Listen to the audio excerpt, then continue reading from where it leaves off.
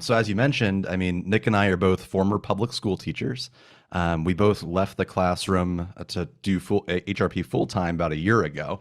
And the cornerstone element of our work is listening to students. But first off, I guess some backstory.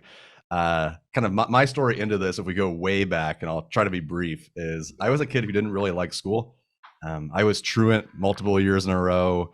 I wasn't super engaged. I went through what William Dereshowitz calls zombification, which is I went to like the middle class high school. I went to Ohio State University, which props to that school, but like I didn't really think much about what I was going to do. Both my parents were teachers, so I became a teacher. And that was that. I started entering into the classroom, and I felt like I was a pretty traditional educator. I did a lot of like AP quizzes. I did a lot of, I was teaching social studies, a lot of like Google Documents, self-paced work, etc. And I thought I did it quite well. I had really well-structured documents. I had all my standards at the top. It was a lot of hands-on activities, etc. And it was really my second, third year teaching. I remember I walked into one of my friend's classrooms, and she was teaching about the Industrial Revolution. And if you teach AP history, that is a month or two of the curriculum. It's a really big deal. You hit on the Industrial Revolution over and over and over again. And she asked questions like, what is the Industrial Revolution? And where was it? And these just really simple fact-based questions.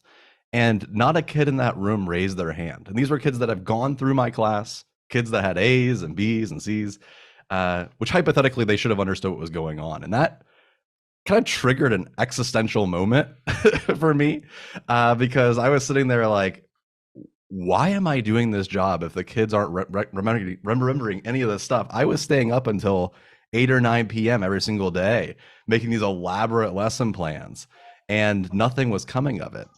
So I kind of took that in two different ways. One was either quit and just give up and this is all pointless, or I look back to the stuff that I actually learned in college about teaching. I learned a lot about Paulo Freire and bell hooks and John Dewey and all your edu people.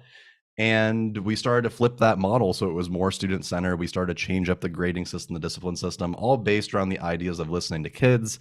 And long story short, we developed a new teaching cohort. We changed up the schedule. We started HRP part-time, talking about progressive education reform and what we could do. And I'm sure we'll dive more into that in a second, but I'll toss it over to Nick. Yeah, I would really echo a lot of that. And Chris and I's backgrounds are strikingly similar. I joke all the time that we're basically like the same person. We both had taught social studies for a time, even at the kind of middle high school level. But my story is really the same in that about 5 years into my career, kind of just feeling the same frustration of going home every night and trying to, retool either seating charts, lesson plans, all these kinds of things. And it clearly was just not working. I thought I was doing everything right. And finally, I literally, it was one day just throwing up my hands and just asking kids, just saying like, so what is it that you want to do?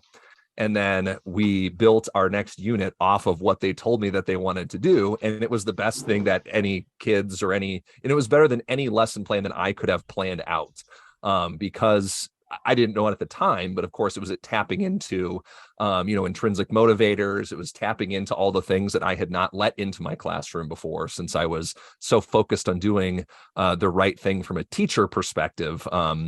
It kind of had put a damper on what students were actually capable of bringing into the classroom and bringing to the table. So yeah, I did that. I read Alfie Kohn's "The Schools Are the Schools Our Kids Deserve." Sorry, Children deserve. Yeah, our children deserve, and that really helped put a language to it, and to kind of go down the rabbit hole that progressive education is in fact research-backed education. And he was a gateway into all of the other, authors and different perspectives and pedagogies that Chris had mentioned before too. Then in the late 20-teens, Chris and I connected on social media, and it was just all uphill from there. We didn't really meet until we first started doing this work in schools in person. So, really it was like an online relationship. I'm in Ohio, or Chris is in Ohio. I'm in Iowa. Sorry, I get those confused. Yeah, we just started doing the work together, and we've been doing it ever since. And yeah, we're right where we want to be.